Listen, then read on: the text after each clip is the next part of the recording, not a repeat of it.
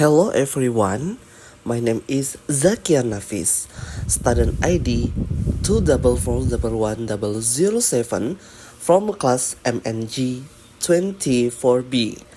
In this video, I will discuss the topic, what are the aspects covered in business feasibility study course.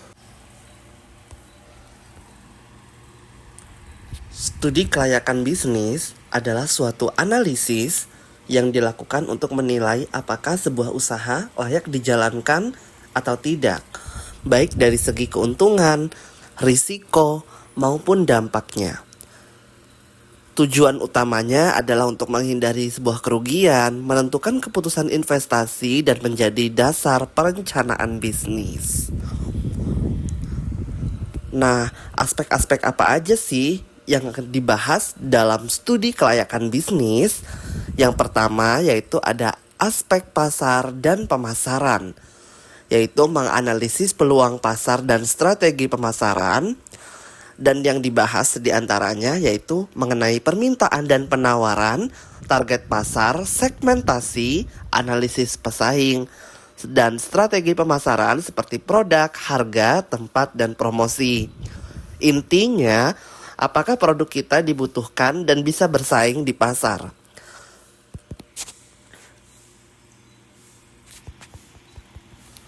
Selanjutnya, yaitu aspek teknis dan operasional. Menganalisis bagaimana bisnis itu dijalankan secara teknis, yaitu yang dibahas adalah lokasi usahanya, proses produksi, teknologi yang digunakan, kapasitas produksi, serta layout atau tata letak usaha. Intinya, apakah bisnis bisa dijalankan secara efektif dan efisien. Yang selanjutnya yaitu adalah aspek manajemen dan SDM. Menilai kesiapan tim dalam menjalankan bisnis.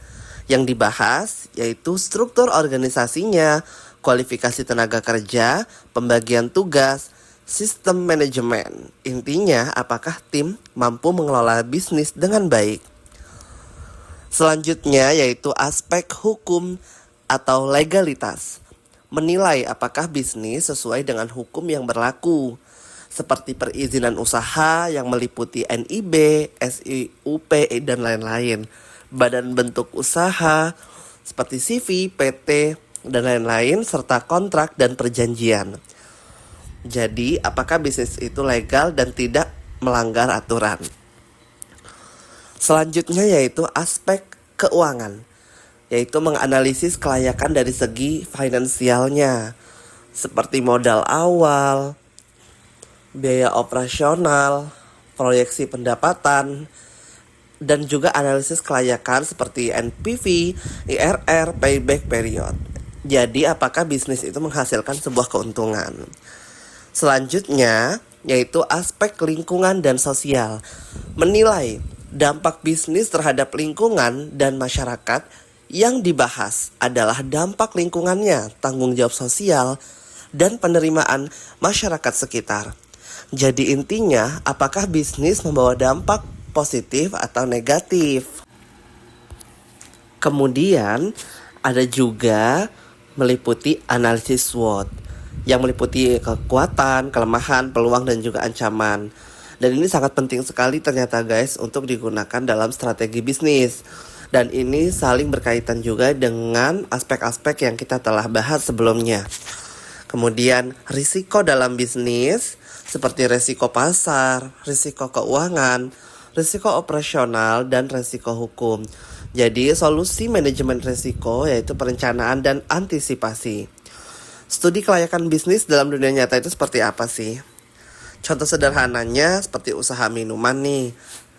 Target pasarnya tingginya lebih ke anak muda, kemudian teknisnya lebih mudah dijangkau, keuangannya sangat kecil, namun resikonya adalah persaingan yang sangat tinggi. Jadi kesimpulannya, usaha ini layak tapi perlu sekali inovasi. Kemudian kriteria kelayakan bisnis.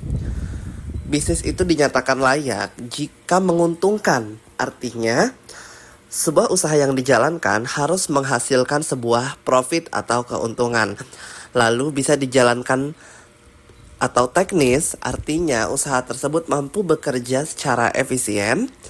Lalu legal, secara hukum, memiliki nomor induk berusaha, dan lain-lain, serta diterima oleh masyarakat.